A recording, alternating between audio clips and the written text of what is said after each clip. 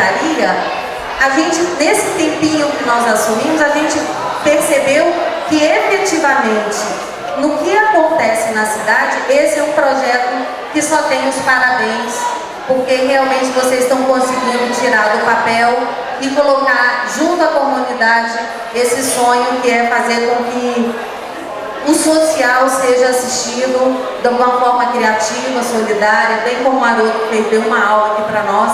Nós vamos tentar desatar todos esses nós, né? E ser um parceiro de vocês. Então nos aceitem, por favor, como um novo parceiro aqui do GDF. Nós temos contado também apoio da nossa primeira-dama, Márcia Gollenberg, do governador, que é um grande entusiasta do assunto. E acredito que das próximas vezes vamos trazê-los aqui, que sabe a primeira-dama, que é realmente uma entusiasta e é uma pessoa que pode nos ajudar também, mais ainda, né, no cargo que eu ocupo. E falar que todos esses grupos eu já conheço pelo menos um, né? O grupo Meninos de Ceilândia, é você, né, querida? A bateria Nota Show, é o Wagner aqui, junto com a Carol. Wagner é nosso amigo desde a época que meu marido foi administrador da Ceilândia, eu primeira-dama de Ceilândia. Gente, eu amo a Ceilândia. Então, tudo como subsecretária que a gente puder fazer será na Ceilândia. Nesse perímetro, QNQ, QNR. Viu? A gente já começou várias ações aqui na QNR, a Betinha sabe, né? Exatamente. Então, é um sonho. Eu acho que isso aqui é só o início, porque pelo que eu estava conversando, o sonho é que a gente possa expandir isso para outras áreas, fortalecer aqui e expandir, né? Então, o sonho de ver o banco funcionando, né? A melhor maneira para fomentar tudo isso, porque sem dinheiro, sem recurso é difícil, né, gente? Que essa feira possa se consolidar realmente. Hoje foi o primeiro dia, né? E tem mais um terceiro ponto aqui, que é o turismo, né? Palavras do Sérgio. Grupo Atitude, gente, que eu tive o prazer de conhecer o Sérgio, uma figura maravilhosa. E a Arte Sei, da Joelma. O Ed, que agora vai fazer as captações dos recursos, né, Ed? Chacal, que é o nosso amigo de sempre.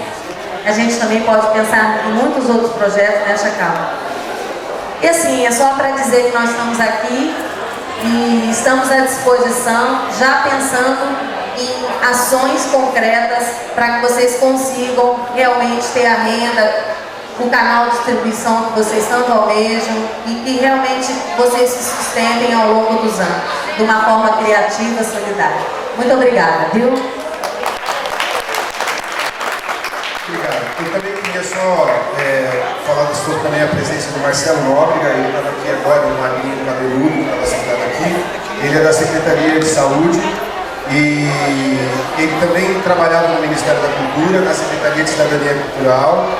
E conversando aqui comigo, o interesse dele é porque na ideia ele está muito próximo do saúde, cultura e saúde, então a ideia de, através do movimento, da mobilização da cultura, as pautas da saúde também podem penetrar. Então eu queria registrar a presença do Marcelo, não sei onde está, mas de toda maneira mais uma secretaria do GDF aqui presente.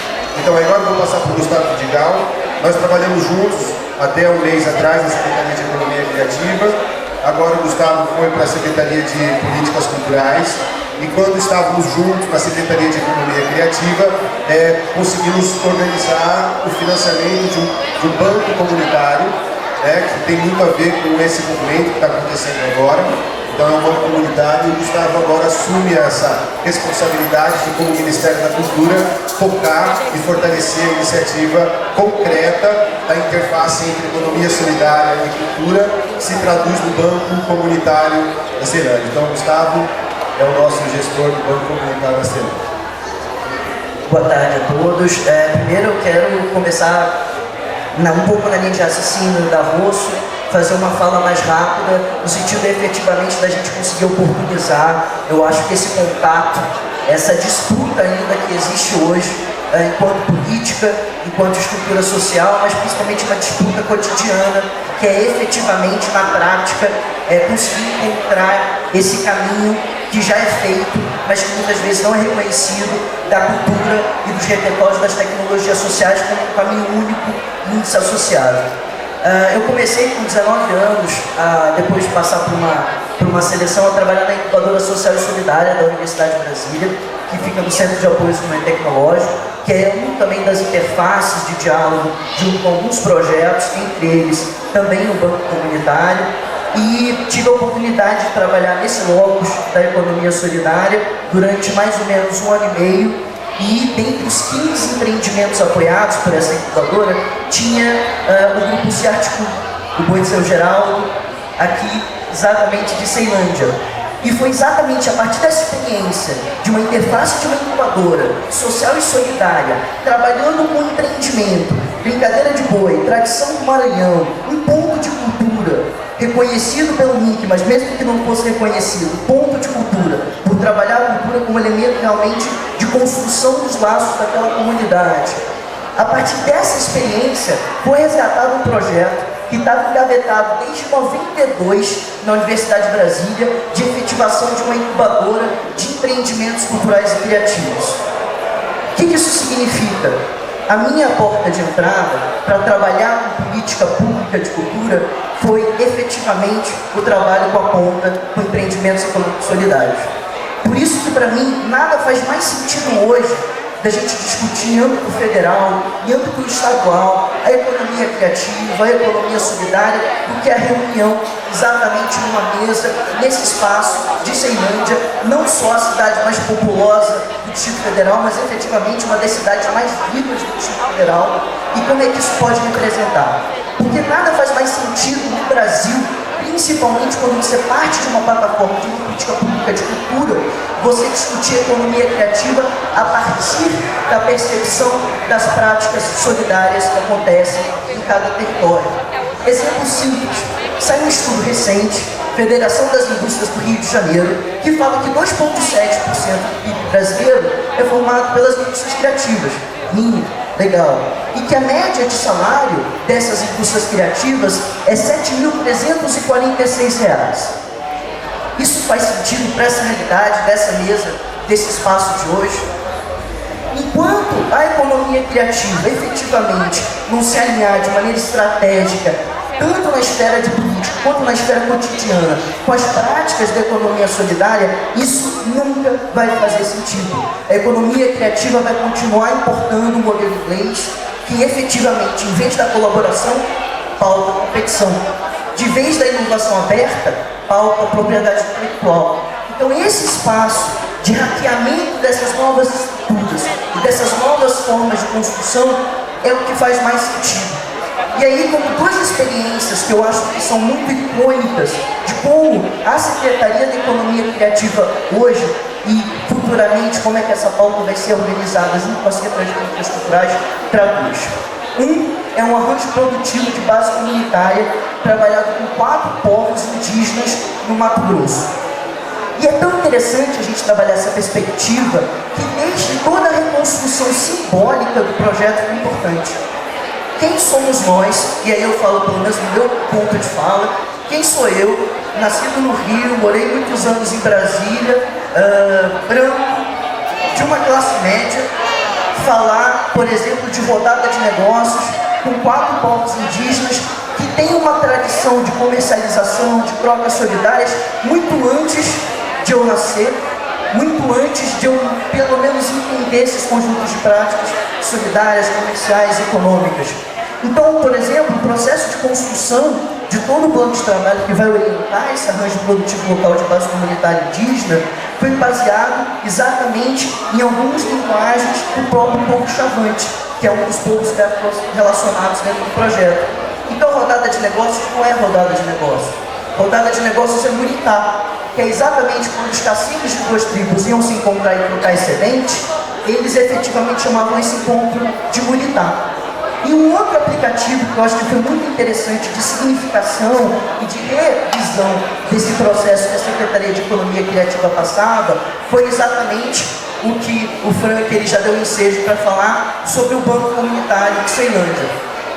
E para ser sincero, talvez eu esteja quebrando um pouco o protocolo aqui, mas eu acho que é muito importante dizer, essa experiência do Banco Comunitário de Ceilândia para a gente está sendo tão icônica, no sentido efetivamente de mudar os nossos referenciais do que é economia criativa numa realidade brasileira e numa plataforma de política pública de cultura, que um dos nossos principais desejos de 2015 a 2018 é efetivamente, aí é muito interessante ter aqui o Haroldo, ter toda essa discussão do sistema de comércio justo e solidário, que para a gente é fundamental, todo o acúmulo que vocês têm de tecnologias, de informação, de consciência e ciência dessa realidade. A ideia é que a gente realmente consiga construir uma linha de microcrédito produtivo orientado, com foco na rede dos 153 bancos comunitários que existem aqui no Brasil. São 153 experiências, na verdade 154, porque não contavam ainda com essa revolução e com essa construção cotidiana que vocês estão fazendo parte. E aí são todas essas novas experiências alinhadas com o fortalecimento da incubadora Brasil Criativo. E efetivamente que essa incubadora não seja um espaço de incubação no sentido de restrição, mas que seja um laboratório vivo, um espaço de experimentação, de troca, de convergência. Porque a principal riqueza ela nunca é unilateral. Né? Eu acho que sempre assim, por isso fazer uma fala mais curta, se a gente só fala e não escuta, eu acho que a conversa não existe. E a outra experiência é fortalecer, inclusive aqui no Distrito Federal também tem essa experiência do Observatório Brasileiro de Economia Criativa. Então essas 4 estruturas, reforçando também os arranjos produtivos locais de utensílios de cultura, que surgem em parceria com o Ministério do Desenvolvimento e do Comércio, que também é importante, a gente traqueia essa esplanada de dentro, ou seja, conversando com esses espaços, com o MDIC, com o Apex e outras experiências, para a gente ajudar a posicionar o que é essa economia criativa e vem junto com a solidária dentro desse espaço institucional. Então eu vou acabando a palavra aqui, eu queria fazer só essas provocações iniciais e concordar com a Haroldo que eu acho que o principal ponto desse debate poderia ser exatamente discutir não ter modelo, mas quais modelos de desenvolvimento fazem sentido. Porque um modelo de desenvolvimento que simplesmente atropela a malha social, a riqueza das relações, o ethos daquela comunidade, ela não faz sentido, ela não é desenvolvimento. Ela pode até ser crescimento econômico, mas ela não é desenvolvimento. Obrigado. Já dá um rap aí pra gente, bem rapidinho, só pra gente conseguir agilizar. Eu queria ouvir um pouquinho a Cláudia também em relação à perspectiva da economia da Cultura Viva. Eu acho que como programa, a Cultura Viva está absolutamente integrado com o que nós estamos conversando. Bacana. Importante a gente fazer esse encaixe até. Eu vim a princípio como moderador no último debate do dia, né, sobre os mapeamentos. Mas é importante a gente também citar um pouco como é que é o cenário hoje das contratações artísticas aqui no DF. A gente vinha num cenário até 2013, onde 95% de toda a verba de contratação no GDF era basicamente da linguagem musical. Ou seja, 95% de todo o dinheiro gasto em contratações era só para contratar bandas ou artistas para esse tipo de apresentação. A partir de 2013, de um decreto, né, o 34577, a gente conseguiu, a princípio, no começo, né, começar a reverter esse cenário. O que esse decreto propõe? Primeiro, algumas modalidades de contratação. Então, eu começo agora uma lista de rodízio, por exemplo. Eu credencio os artistas, eu estabeleço o cachê que ele pode ganhar, né, e aí eu permito que ele seja contratado. Ele pode ser contratado mais de uma vez, mas eu preciso respeitar uma lista de rodízio. Então, se antes eu contratava apenas uma pequena panelinha, sempre os artistas mais famosos, a partir desse instante, então, eu começo a contratar também outros artistas do DF, que normalmente e geralmente não estão no circuito principal de contratação do Distrito Federal. Para vocês terem noção, só em um ano, né, desse novo decreto, a gente conseguiu quadruplicar o número de contratações com a mesma verba utilizada. E conseguiu aumentar a diversidade. Antes a gente não tinha quase nenhuma contratação de teatro, nós conseguimos aumentar a contratação de teatro. Nós lançamos um edital específico de cultura popular para contratar teatro não dengue, danças populares. Tivemos um edital específico também para arte urbana, e aí conseguimos então inserir, né, essas outras linguagens dentro do cenário, né, de contratações do GDF. Nessa nova gestão, a gente tem como planejamento, primeiro, uma revisão do decreto, né? A gente quer inserir novos instrumentos que ajudem a democratizar o acesso dos artistas e dos artesãos à contratação pelo GDF, né? Vamos fazer uma consulta pública em torno desse tema e também agora nós temos o lançamento dos novos editais, né? Em 2 meses, provavelmente, a gente vai estar lançando alguns editais novos e a gente precisa sentar com vocês para entender quais são, primeiramente, quais são os mecanismos que permitem a gente ter a democratização do acesso às contratações, né? Como que eu faço para que mais artistas consigam acessar o Siscult, para que a gente simplifique esse processo, desburocratize e principalmente, como é que eu faço para esse novo artista se capacitar nesse processo? Com certeza, uma das questões que a gente achou interessante ao final desse primeiro ano do decreto é a questão da formalização. Um conjunto de artistas, um número expressivo de artistas tem cada vez mais se formalizado. No primeiro ponto, estão se tornando pessoa jurídica. O número de impostos que você tem que recolher para emitir uma nota fiscal diminuiu bastante. O segundo ponto é a questão do portfólio. É normal que um artista ou um artesão ele esteja muito mais interessado em expressar a sua arte, em fazer alguma coisa acontecer, do que registrar aquilo. O Siscult ele consegue levantar essa questão, ele consegue fazer essa provocação para o artista. Ele fala, olha, será que não é interessante, ao longo das suas atividades, que você faça um registro disso? Porque em algum momento o Estado quer contratar você para fazer uma apresentação, para fornecer alguma espécie de serviço, mas a gente precisa de uma comprovação disso. E o portfólio do artista vem ajudar nesse ponto. O conjunto de artistas apresentou essa demanda para a gente também. E essa questão, falou, olha, eu não imaginava como era organizar um portfólio antes, eu não sabia por que eu tinha que organizar. Na verdade eu só quero tocar, só quero me apresentar. E aí o Siscult consegue também mudar essa questão. Levantar uma última estatística assim, que eu acho que é importante.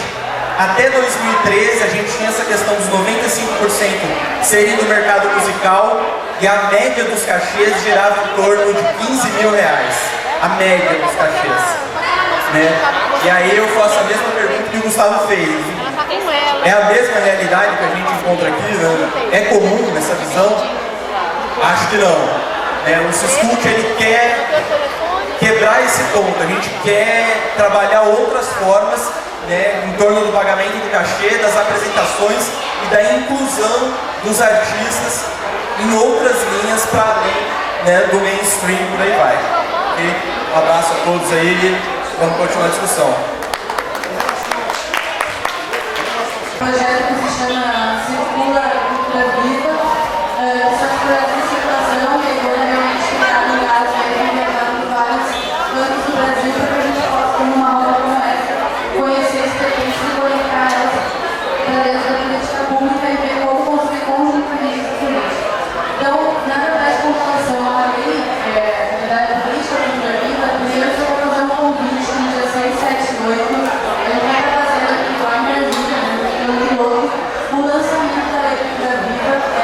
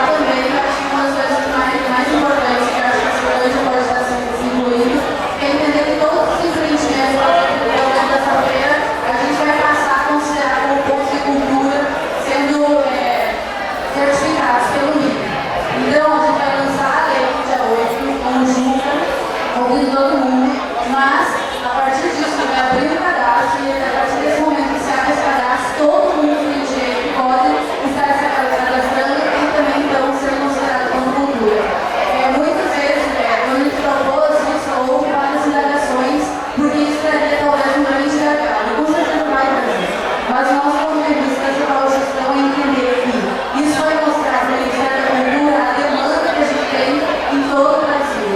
Que a meta, que é chegar em 15 mil comentários em 2020, ela vai extrapolar, vai muito além, talvez em um ano.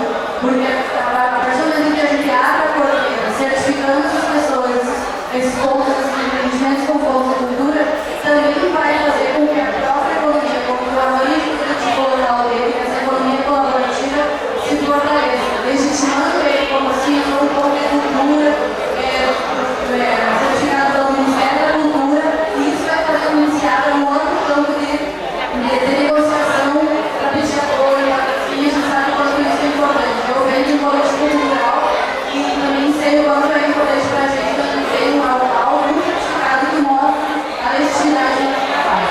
Então, a gente está pensando em criar, fortalecer os bancos dentro dos pontos de cultura, porque a gente já sabe que isso acontece de uma certa forma, mas é agora com a sistematização disso, então isso se torna ainda mais vivo. A gente ainda está pensando em ter uma espécie de cartão corporativo, a economia corporativa ou algo assim, que vai um pouco na vibe aí do cartão cultura, a cultura no caso. Então, eu estou pensando em várias coisas e é muito bom mesmo, muito uma moda dessas, pegar as contribuições e levar para a secretaria. Então, a gente precisa que a secretaria tem portas abertas, tem janelas abertas para receber todo mundo. São extremamente à disposição, mas tem uma garagem, a gente está lá. E realmente, inclusive, está organizando um espaço para que os movimentos sociais tenham sua sala de trabalho lá dentro e a gente consiga tornar aquele espaço também da limite, que é o que importa para a gente também. Então é isso, agradeço e a gente está excursionando todas as cidades para conhecer todo mundo. Muito bom. Essa perspectiva do Juca nos ajuda demais, né? Porque é nesse ambiente do Gilberto Gil e Juca Ferreira que nós conseguimos construir o Plano Nacional de Cultura. É nesse Plano Nacional de Cultura que a economia aparece como uma das partes da tridimensionalidade da cultura.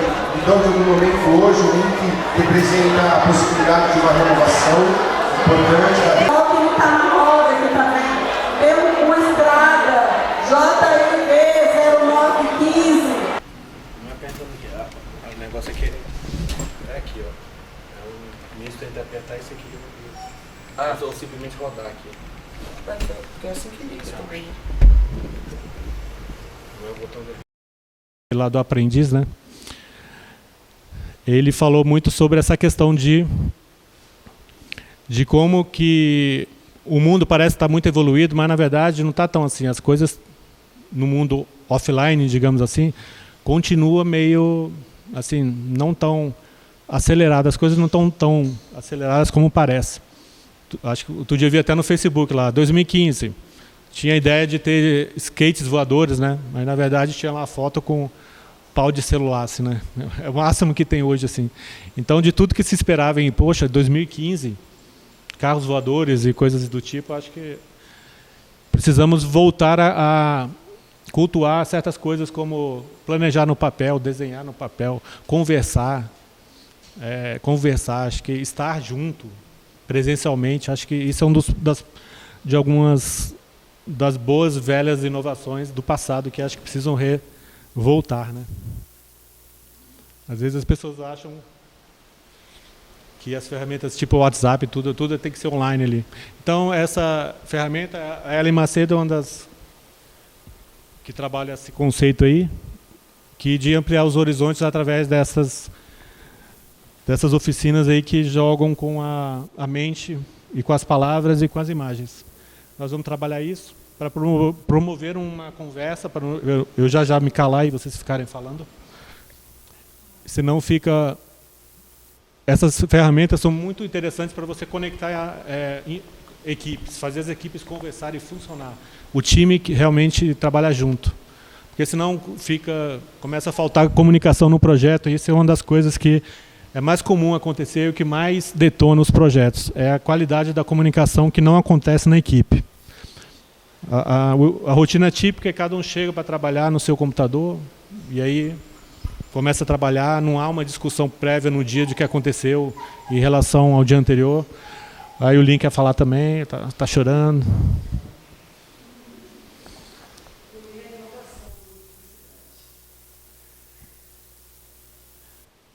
E aí na segunda ferramenta, não sei se vai dar, mas eu explico ela como é que é, mais ou menos. Nós vamos fazer um mapa estratégico. Mapa estratégico, se botar no Google, você vai ver vários exemplos. É aqueles que a gente vê, às vezes, a gente fez um serviço lá no órgão do judiciário, onde você tem os objetivos, as missões, os valores. Mas aqui a gente vai trabalhar mais com o conceito de... Eu queria que vocês depois, se desse, vou explicar se der para chegar na teoria. É bem interessante fazer. Você pode fazer esse mapa estratégico com 4 folhas de post-its e com o seu parceiro, seu esposo, seu sócio e tal. E você fazer um brainstorm de todos os projetos que vocês querem realizar naquele ano. E aí você faz basicamente vou até desenhar aqui no quadro, para a gente já praticar a primeira ferramenta.